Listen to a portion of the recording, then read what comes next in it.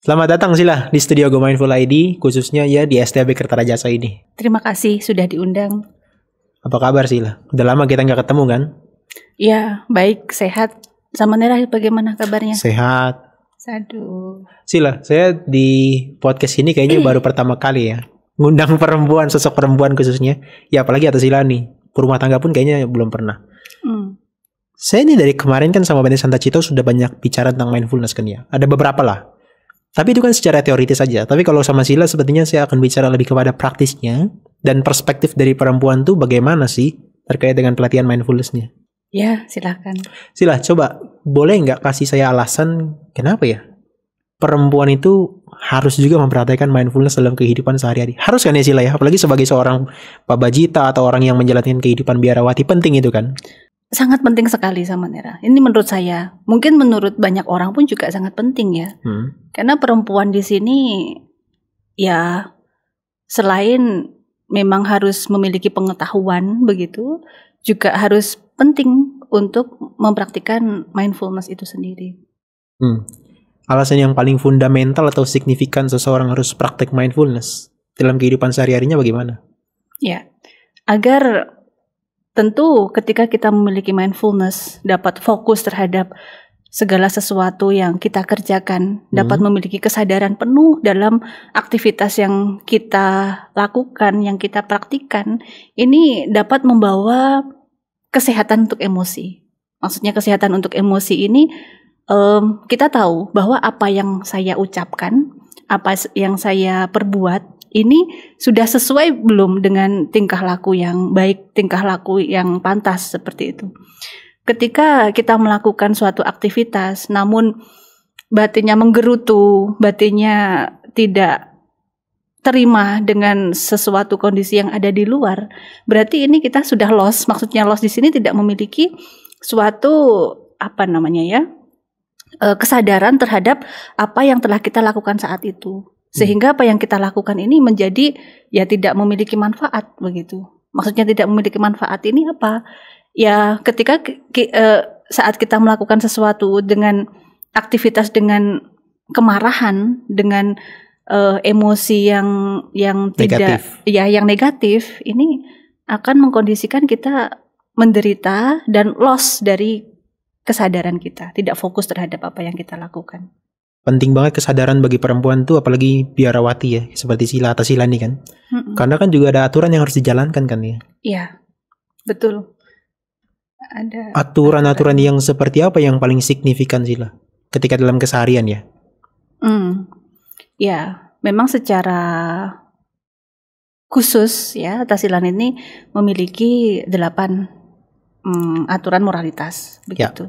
Dan 95 aturan lainnya. Ada yang tambahan-tambahan dalam sikap kehidupan sehari-hari lah gitu ya? Iya, betul. Tapi itu semua butuh mindfulness, kesadaran ketika dipraktekkan kan ya? Butuh mindfulness ketika kita mau makan, ketika kita mau beraktivitas, ketika kita mau mengenakan jubah pun juga. Sedetil itu? Ya, perlu memperhatikan secara penuh kesadaran begitu. Karena ketika kita menggunakan jubah saja dengan asal-asalan, ya gimana menarik ya? Gitu. Berarti ada estetika juga kan dalam ketika kita praktek mindfulness, seperti pakai jubah aja diperhatikan kan berarti ya? Betul sekali. Ketika makan pun juga demikian. Jadi makan pun juga tidak istilahnya perenungan lah ya, perenungan dalam hal makan.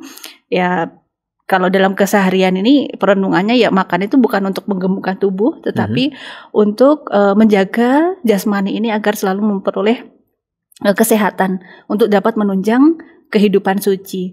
Dan dalam makan pun juga disarankan bisa diwajibkan lah ya untuk menghindari ngobrol begitu, tidak mengobrol. Sehingga ya benar-benar ketika kita mau makan ya makan biasa, tidak pelan-pelan seperti praktik vipassana ya. Kalau di biasanya vipassana yang pernah saya ikuti begitu kan pelan-pelan begitu. Dikunyah 30 kali. Dikunyah 30 kali.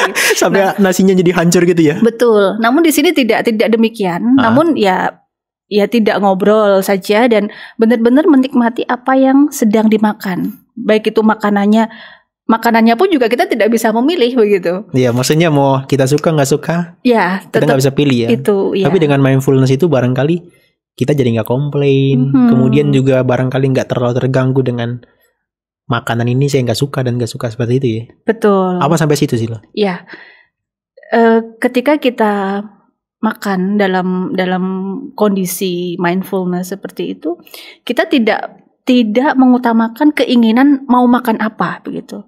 Oh, mau makan nasi goreng, mau makan capcay, mau makan apa. Itu tuh tidak apa ya, bukan keinginan begitu, namun kebutuhan. Mereka lebih diajarkan ke ya termasuk saya ya. Bagaimana kita dapat memiliki makan sesuai dengan kebutuhan kita begitu. Karena itu tadi, makan bukan untuk menggemukkan tubuh ataupun untuk memperindah diri, tetapi hanya untuk menunjang keberlangsungan hidup. Sila, boleh dikasih tahu maksudnya mereka itu adalah siapa aja? Atas Silani yang masih mahasiswa dan juga yang dari di luar daripada kehidupan mahasiswa gitu ya maksudnya ya? Ya, kami Atas Silani di sini ya memang kami saya dulu ditabiskannya di Padepokan Dhammadippa Arama dan pada waktu itu belum ada perkumpulan sama Nera. Perkumpulan Atas Silani. Ya, karena kan organisasinya masih baru dibuat. Masih baru, kan? Sekitar 2018-17 ya? Betul, 2017. Oke. Dan selama itu, setelah kami membentuk perkumpulan itu, Perkumpulan Atas Silani Theravada Indonesia, selain ya untuk utamanya sih memang di Padepokan Dhammadippa Arama begitu ya, yang banyak saat ini karena mereka juga melangsungkan studi di STAB Ketarajasa begitu. Yeah. Nah, selain di STAB Ketarajasa ada juga Atas Silani yang tabisan di luar dari STAB Ketarajasa, melainkan ya ada yang penabisannya di Wisma Atas Silani Theravada Indonesia yang di Tangerang, dan ada juga waktu itu penabisannya di Banjarmasin begitu. Itu yang tetap ya? Itu yang tetap. Dan juga yang melakukan pengabdian yang di luar dari PDA ini ya? Betul. Oke. Jadi yang di Padepokan Dhammadippa Arama di sini khususnya juga melatih hal-hal yang demikian itu, melatih mindfulness bukan saat praktik meditasi saja, tetapi dalam kehidupan sehari-hari pun mereka juga melakukan praktik itu. Oke, ini kan kalau mahasiswa ini yang masih tergabung di sini ya di STAB Kertarajasa, ini kan adalah dua dunia yang berbeda kan, pendidikan secara akademik dan juga pendidikan secara monastik. Nah, gimana bentuk pelatihan atau bentuk pengembangan praktek mindfulness mereka dalam keseharian? Bentuknya tuh seperti apa, baik di wihara maupun di STAB? Apakah ada kontradiksi keduanya? Bentuknya dulu deh, gimana dijelaskan Sila? Ya, memang untuk peraturan di wihara dan di STAB Ketarajasa ataupun di perguruan tinggi memang berbeda untuk aturan-aturannya begitu. Namun untuk praktik di sini ini ada hubungannya. Maksudnya ketika mereka belajar di Sekolah Tinggi Agama Buddha Kertarajasa, mereka menimba ilmunya. Mereka menimba ilmu secara kognitif ya, intelektual ya.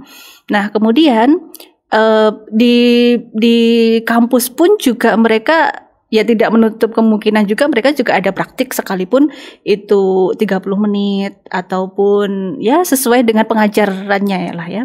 Mereka mau teori dan praktek itu berapa lama begitu. Yeah. Nah, namun di wihara begitu, ini kan sangat berdekatan antara kampus dan wihara, bersebelahan begitu. Sebelahan aja. Jadi mereka ini sangat beruntung sekali menurut saya ya, karena dapat memiliki pengetahuan secara teori, kemudian secara praktik juga.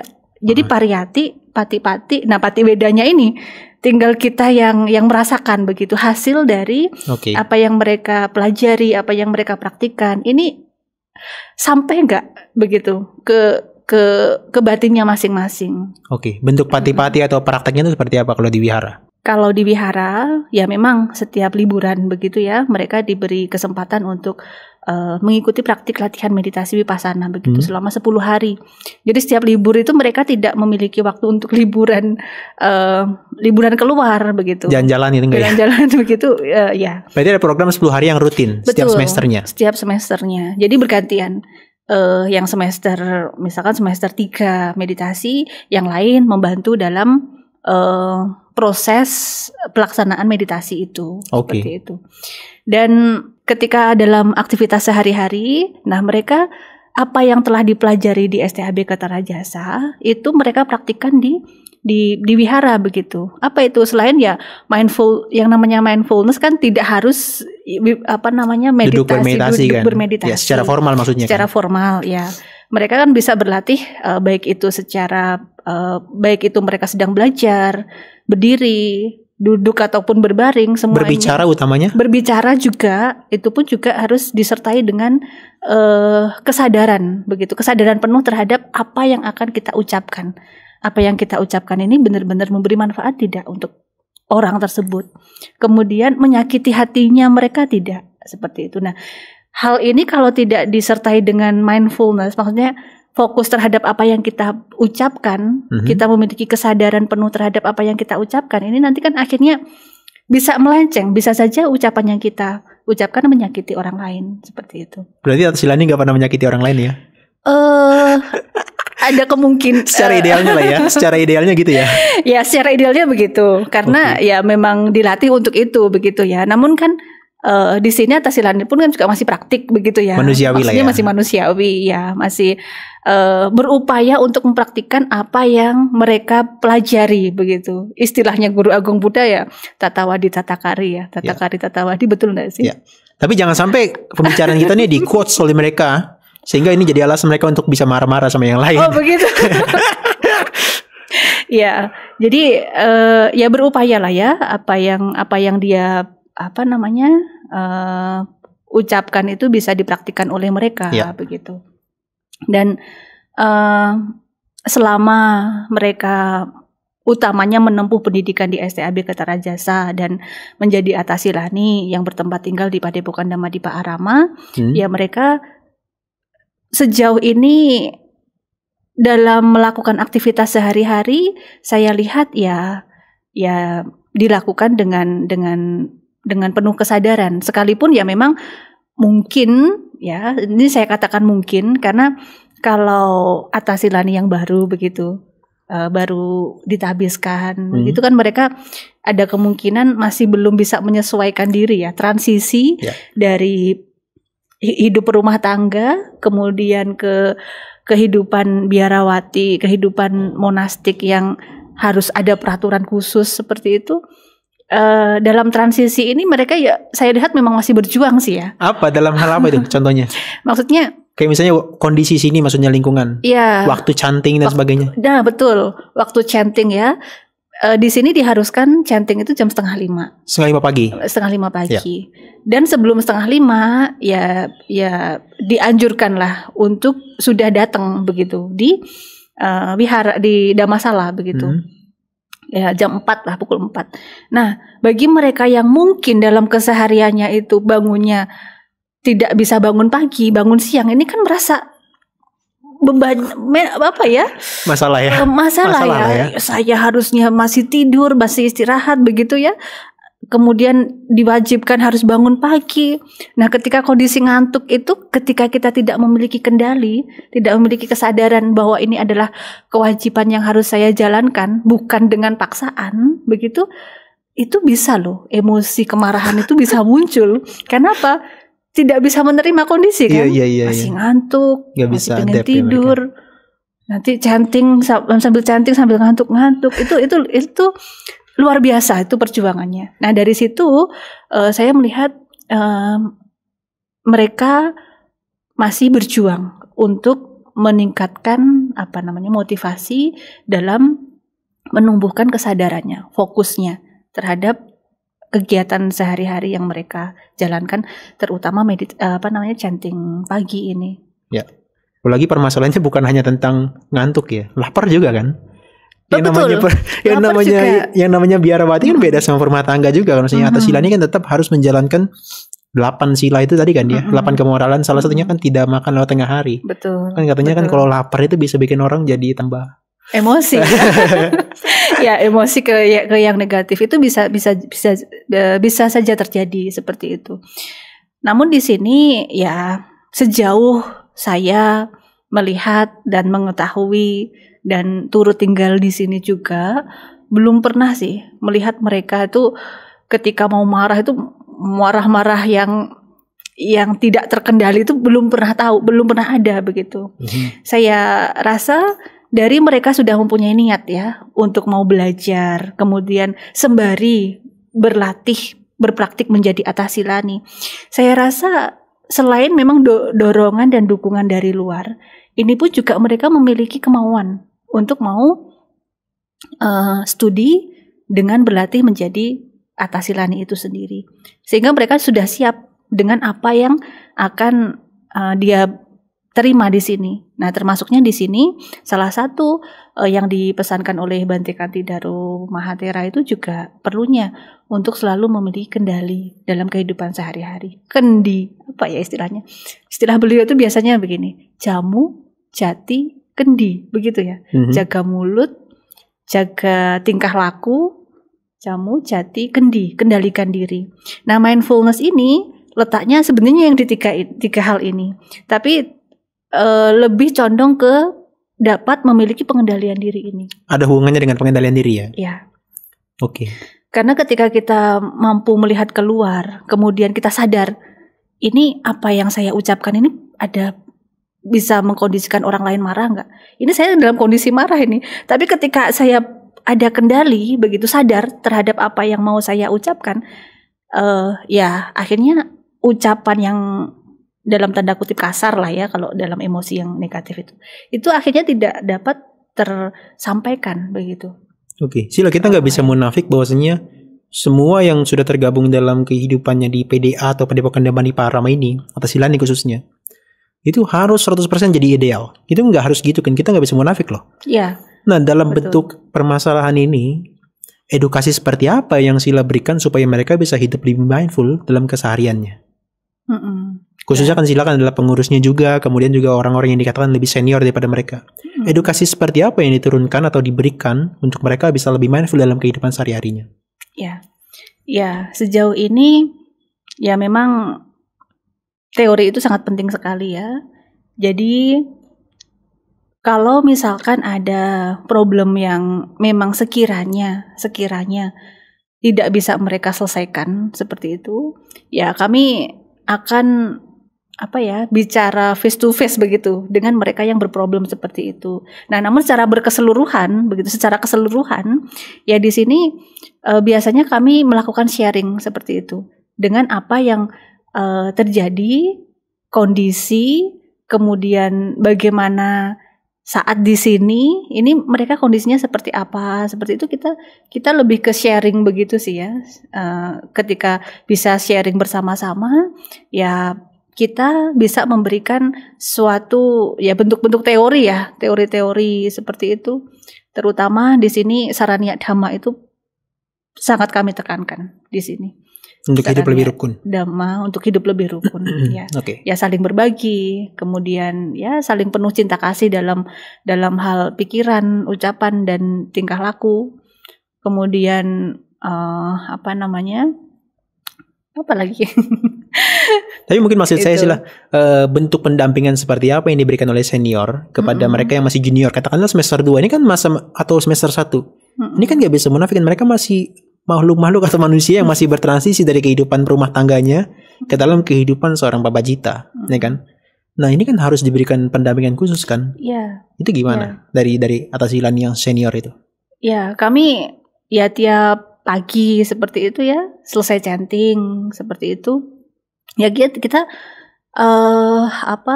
mengadakan sharing begitu. Sharing aja. Sharing saja sih ya, sharing saja. Maksudnya tidak terlalu Samanera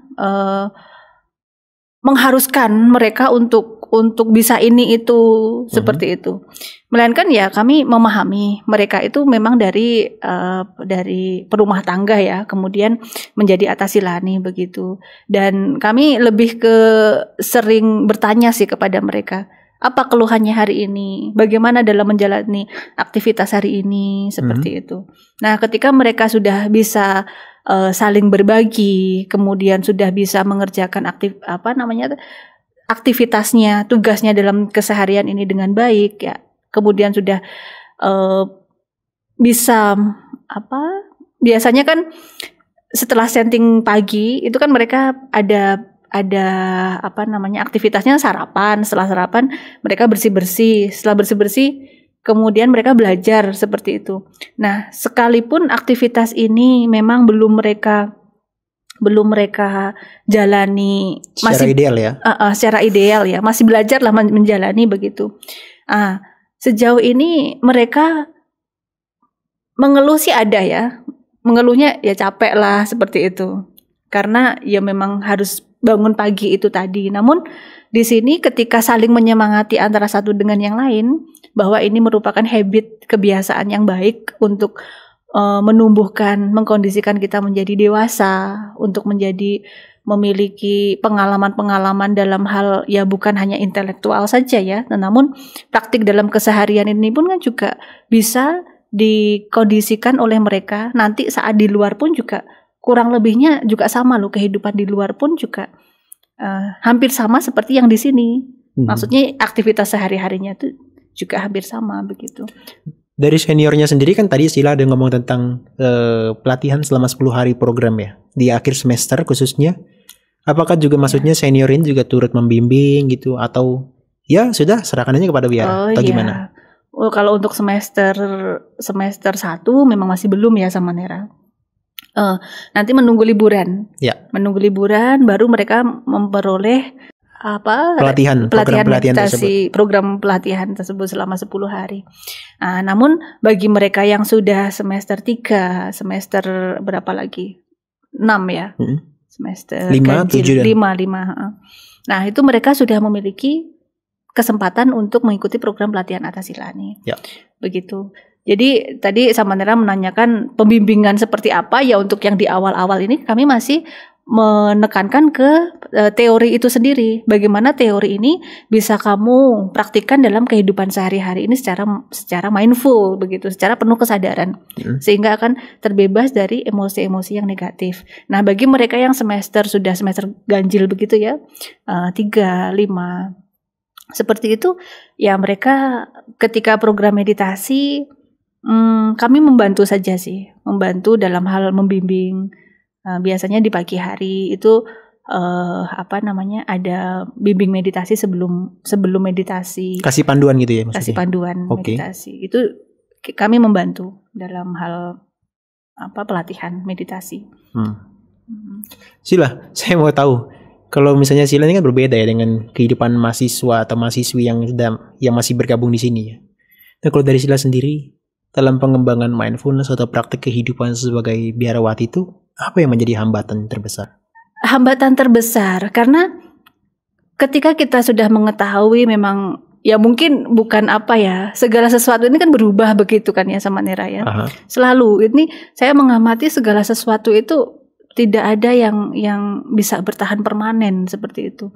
Sehingga ketika rasa bosan itu muncul ya mungkin karena sudah sering terbiasa untuk melakukan aktivitas begitu, ya mencari cara agar misalkan tadi Samantha mencontohkan bosan seperti itu. Ya untuk menghindari kebosanan ini seperti apa? Ketika kita menyadari hal tersebut dengan kesadaran, maksudnya dengan kita fokus terhadap apa yang telah kita rasakan saat itu, kita akhirnya akan bisa mencari hal-hal yang bermanfaat untuk kita begitu. Ya misalkan ya ini podcast seperti ini kan juga sangat bermanfaat kan ya. Tapi kan baru kali ini. Kalau sebelumnya kan nggak mungkin podcast tiap hari kan? Iya, tapi kan bisa ditonton setelah ini kan. Maksudnya dari podcastnya sama Nera ini sangat bagus sekali untuk pengembangan diri begitu. Ya. Terutama kita kan hidup ini batin dan jasmani. Jangan hanya jasmani saja yang kita beri nutrisi kan. Batin ini pun juga perlu kita beri nutrisi agar itu tadi, ketika memiliki hambatan, kita dapat memiliki kekuatan begitu dalam menjalani kehidupan ini. Jadi kalaupun misalkan kita memiliki problem besar seperti itu, saya lebih ke ini sih ya. Misalkan melihat orang yang akhirnya saya melihat keluar ini sama Nera ya. Mereka yang membesar-besarkan problem begitu ya, permasalahan. Kalau biasanya kan bagaimana sebisa mungkin masalah yang besar itu dikecilkan, masalah kecil itu ditiadakan. Nah, bagaimana? Bukan dibesarkan ya? Bukan, nah, bukan dibalik ya? Bukan dibalik.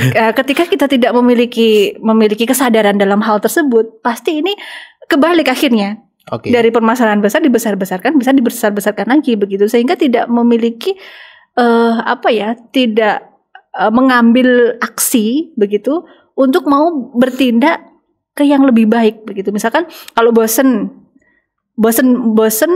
membaca, kan saat ini bisa saja nonton podcast seperti itu. Kalaupun misalkan tidak mau nonton podcast, maunya membaca begitu, itu masih banyak kesempatan untuk mengalihkan rasa seperti itu ya, rasa yang bosan dan lain sebagainya itu ke yang bermanfaat ya, membaca buku dan lain sebagainya itu. Sehingga dari situ bisa menumbuhkan kesadaran di dalam diri kita dan juga menumbuhkan pengetahuan terhadap diri kita sendiri, agar ketika rasa bosan muncul kita dapat menikmatinya. Dan kalau bisa dalam mindfulness di sini kan bagaimana kita belajar melepas, tidak menggenggam suatu hal yang sekiranya membuat kita itu berat gitu. Sila. Ini tentang melepas saya akan bahas nanti. Ini dengan privilege kondisi, waktu, kemudian semacam ya tempat juga ya, tempat yang dimiliki sebagai seorang Attasilani. Bentuk meditasi yang apa sih ya, maksudnya output dari meditasi apa yang sebenarnya dipelajari oleh Attasilani? Untuk pelajari apa sih? Kalau di luar sana kan banyak orang yang berumah tangga ya untuk cari tenang aja. Apakah Attasilani juga itu aja? Apa ada hal lebih yang dipelajari seharusnya dengan punya privilege yang dibandingkan orang-orang luar sana? Ya, tentunya di sini kalau mengacu ke ajaran Guru Agung Buddha, tentunya bagaimana kita dapat mengikis. Ya memang ini sepertinya nampak berlebihan begitu ya. Kekotoran batin itu sendiri, Manera. Kekotoran batin kan kalau dalam intinya disingkatannya kan ya keserakahan, kebencian dan ketidakbijaksanaan begitu ya. Ketika pelaksanaan meditasi khususnya untuk kami di sini, tujuannya untuk itu. Bagaimana agar kita dapat mengikis keserakahan, kebencian dan ketidakbijaksanaan. Maksudnya apa di sini? Ketika dalam komunitas besar begitu, apalagi di sini kan dalam tinggal aktivitas sehari-hari itu kan mungkin kalau biku bermalamnya tidurnya sendiri-sendiri begitu ya, atau sama Nera pun juga sendiri-sendiri begitu. Kalau Attasilani kan di sini karena tempat terbatas begitu, satu kamar, satu masa di sini justru lebih banyakkan sekarang Attasilani kayaknya kuota untuk tinggalnya begitu ya. Untuk saat ini ya, tapi kan tetap untuk tinggalnya satu kuti itu 2 orang begitu. Nah, satu kuti 2 orang begitu kan belum tentu cocok juga kan antara satu dengan yang lain. Nah, seperti itu. Ini fungsi dari meditasi itu sendiri. Bagaimana ketika kita tidak suka dengan pasangan tidur kita begitu, atau dengan teman yang tidak sefrekuensi begitu ya. Bagaimana cara mengatasi kebencian ini untuk dikalahkan dengan cinta kasih? Bagaimana untuk memunculkan cinta kasih itu sendiri dari meditasi atau mindfulness itu sendiri? Jadi di sini ketika kita berlatih meditasi, bagaimana kita dapat mengalahkan kebencian dengan cinta kasih, kejahatan dengan kebaikan, kemudian rasa kikir dengan kedermawanan. Seperti itu, lebih mengarahnya ke bagaimana batin ini tidak terkotori begitu oleh kekotoran-kekotoran batin semacam itu. Sila tentang melepas tadi, yang dilepaskan bukan hanya secara fisikal kan ya? Bentuk daripada mental dan juga verbal yang negatif khususnya, itu kan juga harus dilepaskan kan? Iya. Dalam praktek sebagai Attasilani dan khususnya dalam mempraktikkan mindfulness atau meditasi ini kan? Itu gimana ya? Memunculkan semacam tekad, dorongan, atau konteksnya adalah konsistensi untuk tetap bisa melepas setiap waktu, setiap saat. Bukan hanya tentang rambut yang dilepas sebagai mahkota perempuan loh. Tapi adalah verbal dan juga mental yang negatif itu. Gimana sih? Memang ya, ketika kita berpraktik seperti ini, memang sangat memungkinkan sekali untuk belajar banyak hal ya, baik itu dari buku ataupun dari pengalaman keseharian begitu. Dan tidak menutup kemungkinan saat kita masih berproses untuk menjadi baik, itu batin ya masih diliputi tadi ya, kegelapan batin ya, kebencian, keserakahan, ketidakbijaksanaan itu. Nah, jadi di sini bagaimana kita ketika memiliki batin yang memberatkan, gejolak-gejolak yang memberatkan seperti itu, ketika kita sudah mampu memahami Dhamma, bagaimana kita untuk dapat pasrah terhadap kehidupan ini, karena kita tidak bisa impian kita dapat maksud saya, kita bisa mencita-citakan hal yang kita impikan begitu. Namun kan tidak semua apa yang kita impikan itu bisa berjalan mulus begitu ya. Untuk jadi kenyataan. Untuk jadi kenyataannya. Dan ini ya memang harus untuk tujuan cita-cita ke depan ini memang harus kita miliki begitu. Misalkan bagi mahasiswa kan cita-citanya lulus dalam mengerjakan skripsi pendidikan begitu ya, agar dapat gelar seperti itu kan suatu cita-cita. Nah, namun untuk proses agar mereka lulus ini banyak sekali ini perjuangan, ada gejolak batin lah, ada ini, ada itu ya, belum materi, kemudian pikiran, kemudian bagaimana mengolah batin begitu, mengolah rasa seperti itu. Nah, ketika kita dengan menghadapi kehidupan ini dengan mindfulness, nah terutama kalau yang bahagia kan sepertinya ya enjoy lah ya, baik-baik saja begitu, tidak membebani kita. Namun di sini kalau yang negatif, nah itu yang perlu kita sadari. Ini perasaan apa yang saya rasakan ketika saya mendengar hal-hal yang tidak baik, kemudian melihat hal-hal yang tidak baik, bagaimana perasaan saya? Nah, ketika sudah mengetahui perasaan ini, oh ini adalah perasaan tidak baik, ini adalah perasaan yang membawa saya kepada penderitaan.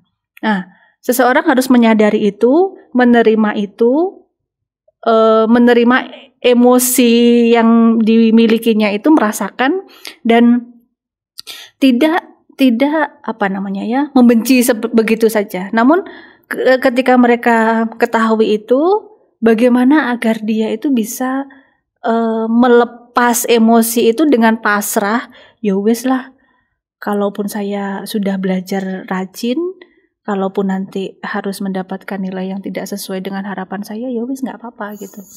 Dan sekali lagi jangan di quotes kalimat ini hanya untuk kepentingan tertentu. Besok-besok nilainya jelek, di quotes kalimat kita ini karena Sila ngomong kayak gitu. Iya ya. Iya, maksudnya di sini ya berjuang itu pasti ya. Iya. Berusaha itu pasti.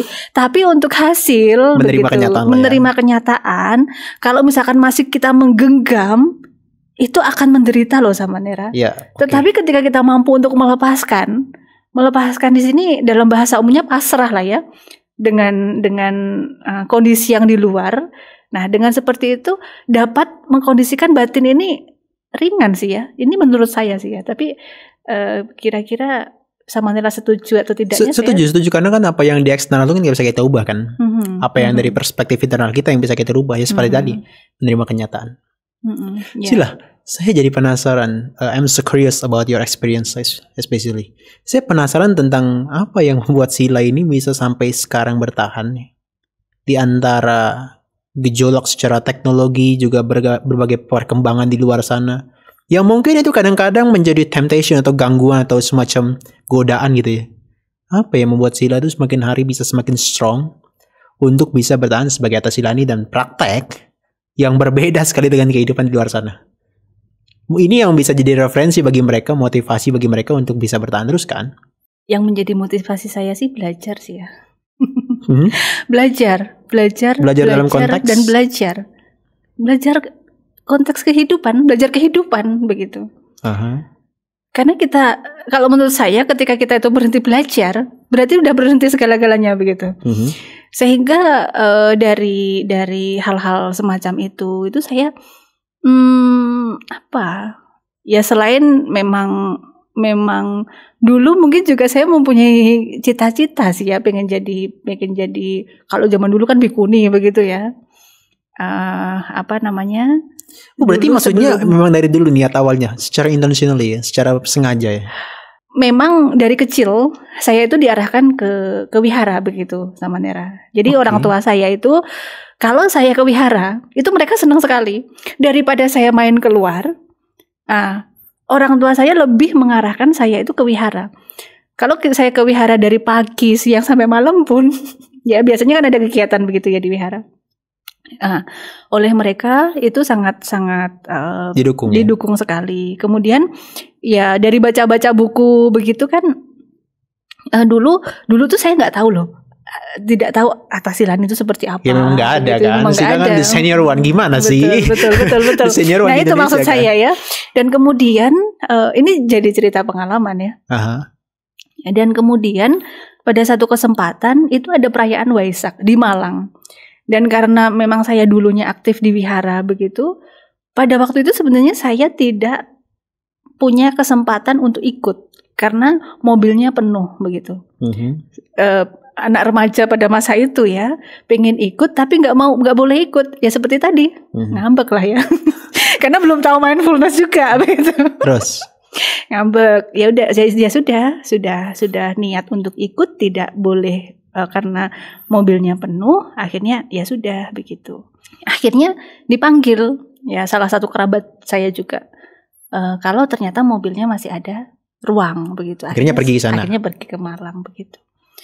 Di sana itu ada satu Athasillani dulu. Hah? Ada Athasillani? Athasillani Farida dulu itu ya. Ada. Saya tahu namanya, tapi kok bisa ada Athasillani? Iya, saya juga tidak tahu itu. Terus jangan-jangan itu menjelma?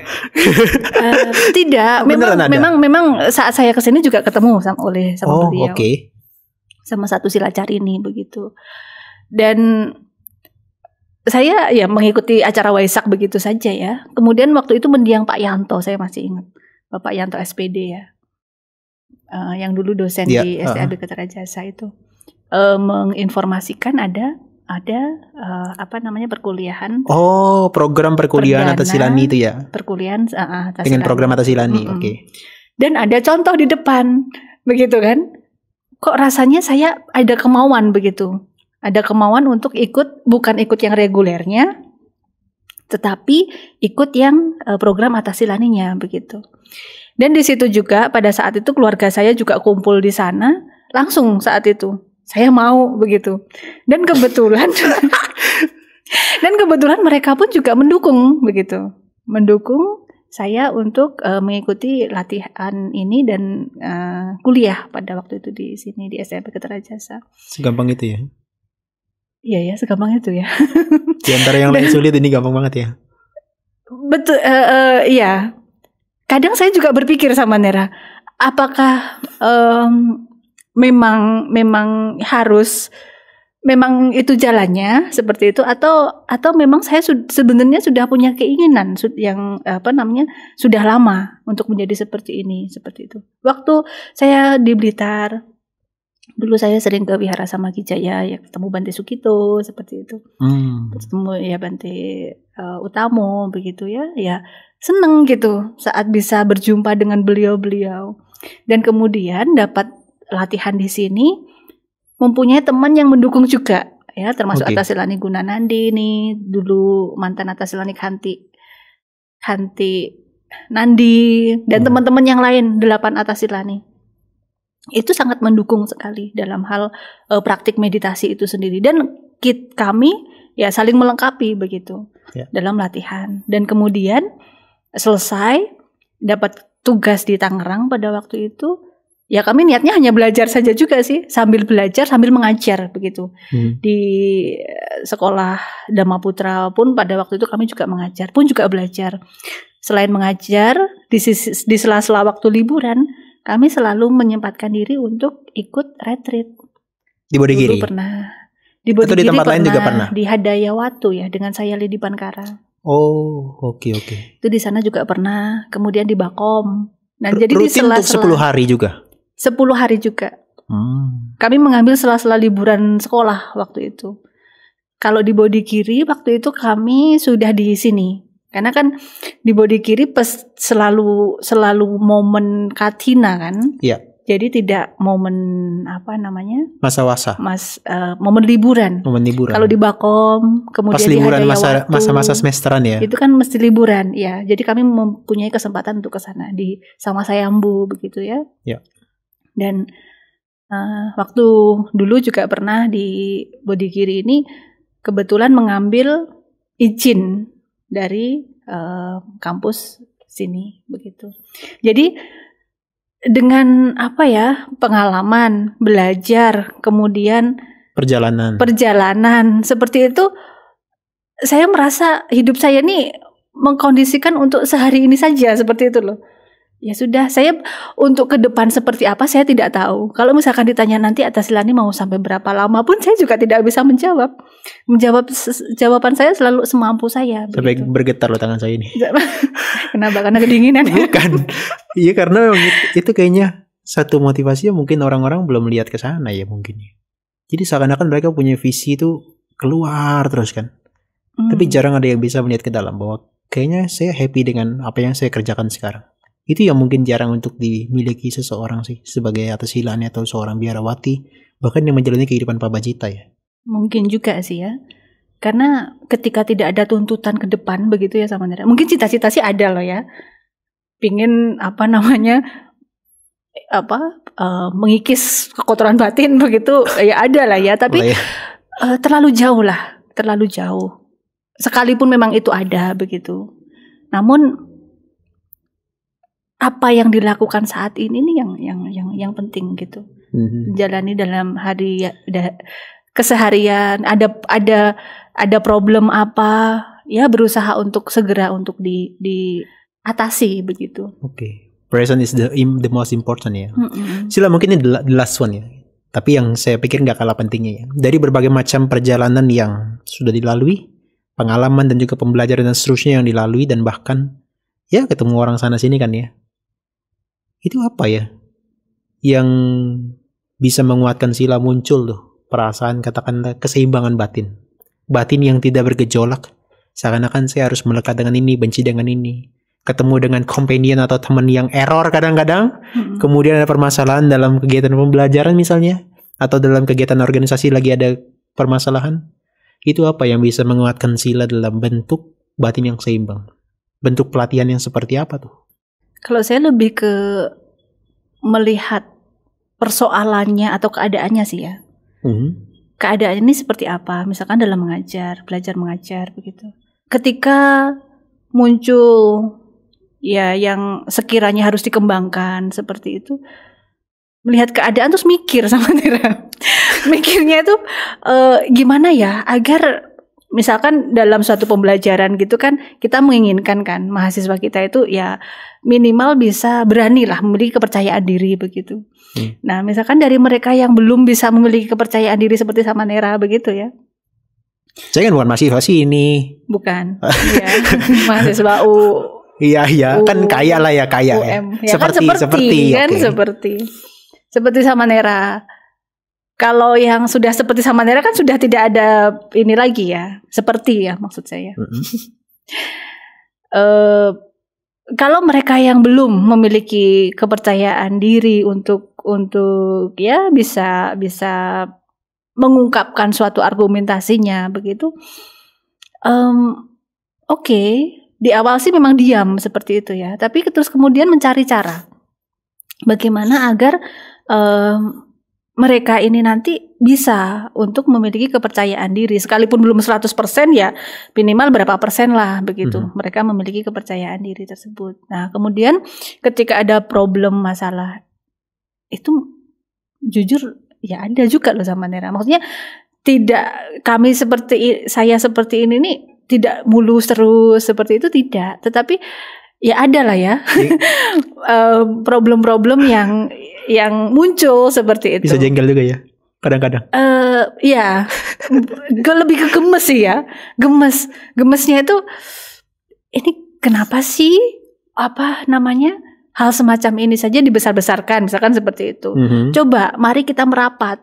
Begitu, mari kita merapat. Kalau dalam komunitas yang cukup banyak, begitu kan kita tidak bisa face to face, begitu nggak bisa. Kita kan harus bersama-sama begitu ya. Baik itu, kalaupun nggak bisa semuanya, ya minimal inti lah, kelompok inti begitu. Bagaimana ini cara menyelesaikan problem ini begitu. Mari kita komunikasikan dengan baik. Makanya saya di sini dengan komunikasi hati itu sangat setuju sekali. Maksudnya apa?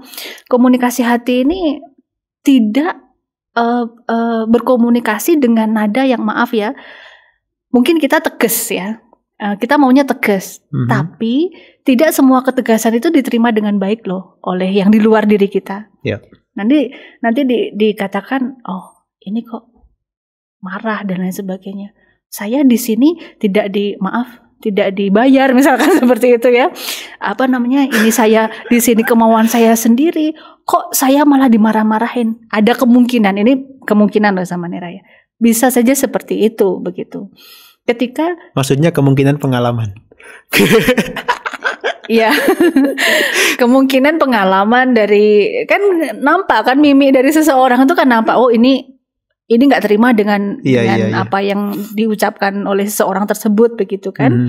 Nah, sehingga di sini komunikasi hati ini bagaimana kita bisa mengkomunikasikan dengan nada yang biasa-biasa saja, bukan datar pun juga bukan tinggi begitu. Nah, ketika kita dapat mengungkapkan emosi ini dengan seperti disertai dengan cinta kasih, ucapan yang bermanfaat, lebih ke sana lah ya. Nah, di sini bisa mengkondisikan persoalan yang ada ini, sekalipun memang tidak instan langsung selesai, ya proses itu pasti bisa terselesaikan seperti itu. Tapi nada yang datar dan tinggi itu lebih mengerikan nada yang datar loh. Kita tanya, terserah. Itu yang paling mengerikan kayaknya. Betul. Dibandingkan nada yang tinggi. Betul. Jadi gimana sih lah munculkan jiwa, katakanlah munculkan jiwa bisa seimbang dengan keadaan seperti itu. Mungkin kalau istilah Jawanya pakai jurus ya wis rapopo. Gitu ya. Iya. Kayaknya emang harus gitu ya. Iya, ya wis rapopo. Karena kan kita enggak apa-apa gitu. Enggak apa-apa, kata tidak apa-apa itu merupakan jawaban yang sangat-sangat menurut saya itu powerful. Powerful, melegakan sekali begitu. Misalkan gugup nih, ketika ada persoalan begitu, ini gimana? Ya wis gak apa-apa. Gitu. Oh iya. Itu bisa meredakan emosi loh sama Nera. Ketika kita memiliki jawaban, baik itu ngobrol ataupun ya kita bisa saja kan berargumentasi sendiri, kita jawab sendiri seperti itu. Ya udah nggak apa-apa, nanti belajar lagi. Ya udah nggak apa-apa. Seperti itu saja sih ya. Maksudnya tidak ada yang spesial begitu, apa yang dipraktikkan, apa yang dilatih, apa meditasi terus menerus begitu, tidak.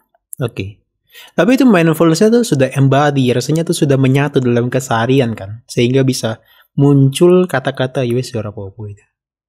Itu bukan hanya sekedar kata-kata dan hanya bukan sekedar secara verbal itu. Itu memang dari batin tuh, dari hasil praktek kita juga kan, sampai kita bisa mengatakan yowes nggak apa-apa. Itu nggak banyak orang yang bisa melakukan maksudnya kan. Bisa ngomong ya nggak apa-apa, tapi kan hatinya menggerum, gemes gitu loh. Iya, makanya di sini saya sih, sekalipun mereka mungkin mengatakan retreat meditasi itu nggak perlu, nggak apa-apa. Mungkin ada yang mengatakan begitu ya. Kalau menurut saya, kalau bisa dalam kehidupan ini, misalkan ada kegiatan retreat meditasi begitu, sebanyak mungkin harusnya diikuti. Sebanyak mungkin lebih bagus begitu. Iya. Lebih bagus, karena kalau misalkan kita hanya teori sama Nera, sepertinya hanya meningkatkan ego kita, maaf. Hanya meningkatkan ego kita kalau kita hanya pandai berteori. Saya nggak pandai berteori juga loh ya. Maksudnya bagaimana ketika kita sudah, kan hidup adalah belajar. Belajar untuk hidup. Hidup adalah belajar.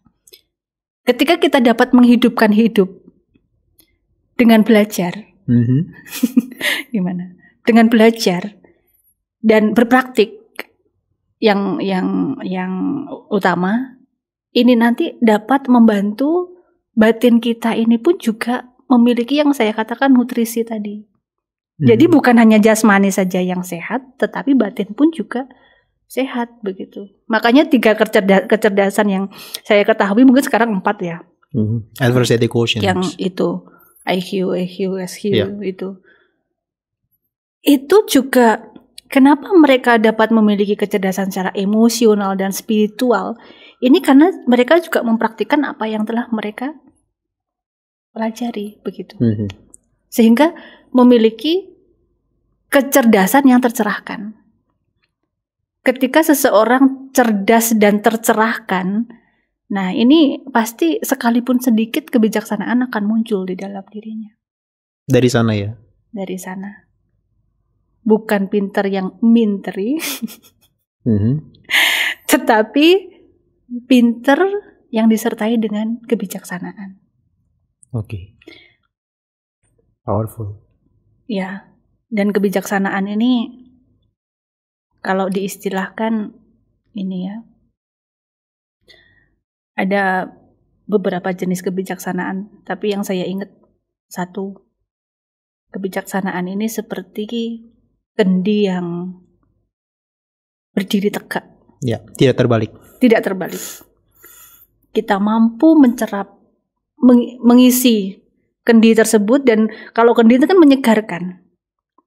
Ini ketika kita minum akan melegakan tenggorokan kita. Begitupun juga ketika kita mencerap pengetahuan-pengetahuan, baik itu secara umum maupun secara khusus Buddhis itu sendiri. Ketika kita mampu mencerap dan mampu mempraktikannya, bisa melegakan rasa haus kita.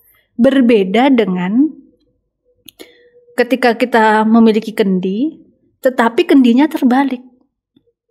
Kita sudah belajar ini itu, berupaya untuk mengingat, tetapi tidak mempraktikkan apa yang telah dia peroleh. Misalkan untuk menjadi orang sukses kamu harus bekerja keras, berpikir positif, begitu ya. Tapi itu hanya untuk slogan, tidak dipraktikkan begitu. Ya ini seperti hanya keinginan, seperti kita minum air garam di lautan. Ingin, tapi terus haus, nggak melegakan. Gitu. Jadi ini pentingnya praktik juga sih ya. Oke Sila, saya pikir sudah bisa terjawab semua apa yang saya mau tahu, dan juga bisa teman-teman bisa dipelajari terkait dengan kehidupan atas ini. Ternyata juga nggak lepas dari praktek dari mindfulness ya. Dalam keseharian secara verbal, secara fisikal, bahkan secara mental, mereka harus praktik dalam konteks mindfulness ini juga ya, sebagai pengendalian diri dan seterusnya. Terima kasih loh Sila untuk bisa sharing kali ini. Saya baru pertama kali dengar untuk kesaksian ataupun semacam pengalaman yang diberikan saat ini. Terima kasih. Iya. Sama-sama. Terima kasih juga atas kesempatan yang telah diberikan. Ya, sama-sama.